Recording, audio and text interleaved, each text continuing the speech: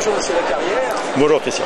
Croisière de France était sponsor de la convention SNAF Méditerranée. Alors, pouvez-vous nous présenter Croisière de France?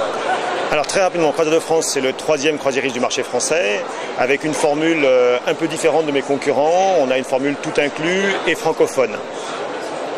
Alors, est-ce qu'il y a des actualités importantes chez vous? Parce que la Méditerranée, c'est quand même une zone de chalandise importante. Est-ce qu'il y a des points que vous souhaitez évoquer?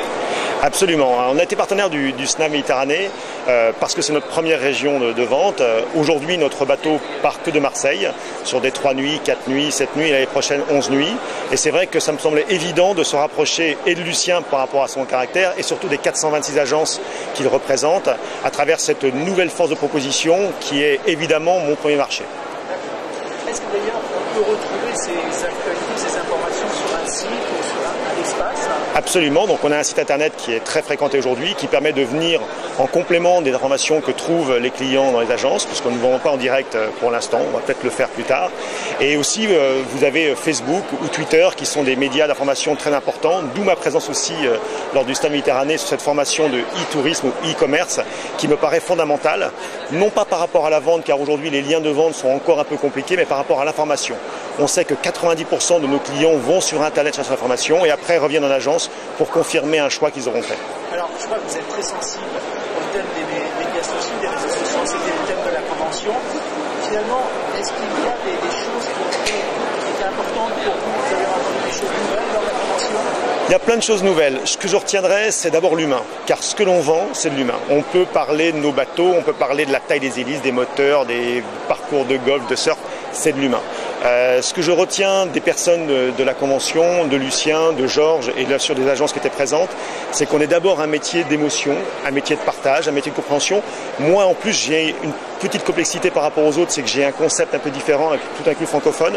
Donc j'ai besoin de créer ce lien et d'avoir cette relation. Après la formation qu'on a suivie, pas subi, est une formation qui venait compléter une évidence, c'est qu'aujourd'hui on ne peut pas faire sans ces médias sociaux et que ceux-ci seront peut-être précurseurs dans la vente plus tard. Pour l'instant, c'est pas le cas, mais on y réfléchit beaucoup. Il se trouve que nous, chez Croisière de France, on a beaucoup travaillé les médias sociaux. On est la première compagnie de croisière en nombre de fans. On en a 45 000 aujourd'hui. Pour donner une idée, Costa en a 12 000 et Messier en a 5 000. Donc on a beaucoup travaillé dessus parce que justement, on a besoin de cette relation et toujours de mettre l'humain au centre de la relation, de la conversation. Alors c'est intéressant parce que finalement, vous êtes très présent sur les réseaux sociaux. Très. Je vous écoute. Ce qui veut dire que le message vis-à-vis de cette entreprise, c'est de dire oui, les réseaux sociaux peuvent être demain quelque chose qui peut apporter du chiffre d'affaires en trouvant des nouveaux clients. Absolument convaincu. Ma vision de l'évolution du marché, car on a mis un petit peu de temps, la distribution a mis un petit peu de temps à intégrer les ventes, on va dire, dématérialisées dans leur quotidien, c'est que Internet va nous permettre d'aller chercher des clients qui, de toutes les manières, à 90% consultent Internet et de les faire revenir en agence. Moi, je suis convaincu de ça. Cette transformation est un petit peu en cours. On voit aussi que les sites Internet, les pure players online ouvrent des agences. Donc, il y a un moment un besoin de relations humaines, mais il ne faut pas oublier que le client va chercher sur la toile des informations, des prix, des promotions et qu'à un moment ou à un autre, vous ne pourrez pas l'empêcher de le faire. Donc, il faut le ramener vers l'essentiel, l'agence. Alors, revenons à quelque chose de précis, la convention en termes d'organisation, d'accueil, Israël. Alors, 3 choses. Israël, un pays que je voulais visiter depuis longtemps, même si on n'a pas pu visiter beaucoup parce que ça ne durait que 4 jours, mais un pays très attrayant. J'ai trouvé le besoin de réhabilitation des Israéliens vis-à-vis de cette population mondiale qui les montre du doigt par rapport à des problèmes géopolitiques locaux très fort. Ils avaient besoin d'être remis à niveau, de démontrer leur capacité.